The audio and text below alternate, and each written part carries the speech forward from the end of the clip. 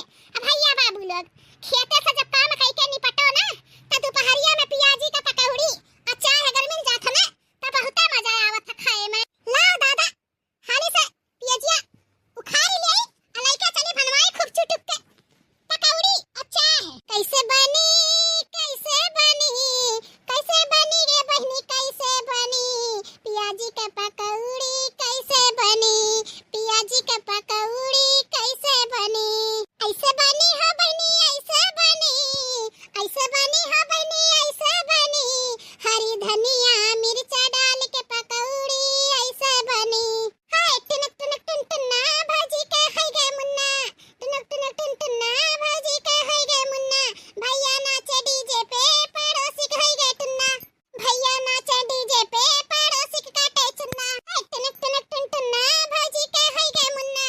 चलो भैया बाबू दीदी बहनी लोग इतना मनोरंजन बहुत होई गए।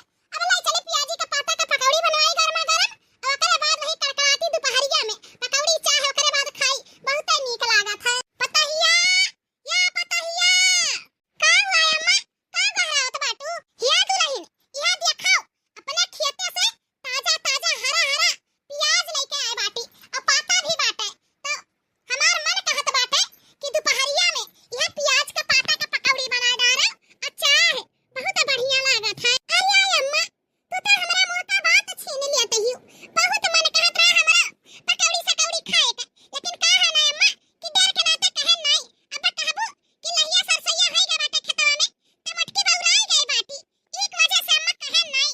बहुत ही अच्छा करी अम्मा जब प्याजी का पाता ले आई ला गरमा गरम बनाई पकौड़ी अच्छा है बहुत अच्छा लागत है गम गम गम गम महकत है। हां दुल्हन ले जाओ बहुत मन करत रहा हमरा पकौड़ी खाए का अब तो तेल फुलियल का बात करत बाटी हैं बिगहा बिगहा बा सरसा बुआई देत बाटी काटत छाटत मीजत पीटत बाटी त का एतनो नहीं खाबू पीबू हैं।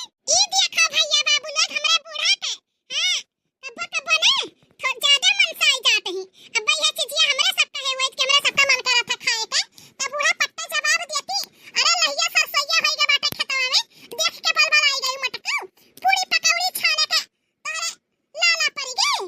हां ऐसा बोलती बूढ़ा एक नाते कुछ कहे नहीं।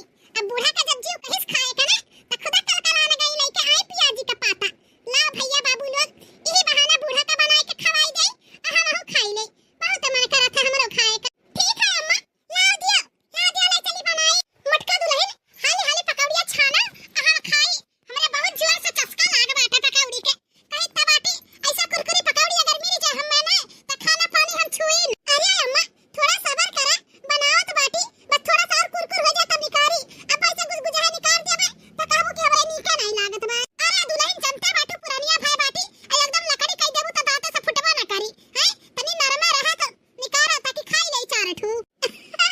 अरे अम्मा त पहिले बतावे चाहत हम ना नरमा निकारे होई अब कुल कुरकुर होई गए बाटे अच्छा रही जा ई घनवा निकाल ले त ओकरे बाद तोरे खातिर नरमा निकाल देबे ठीक बा। ठीक है चाहे जौन हो जल्दी दियो हम खाई। ई का बड़की चीजी बना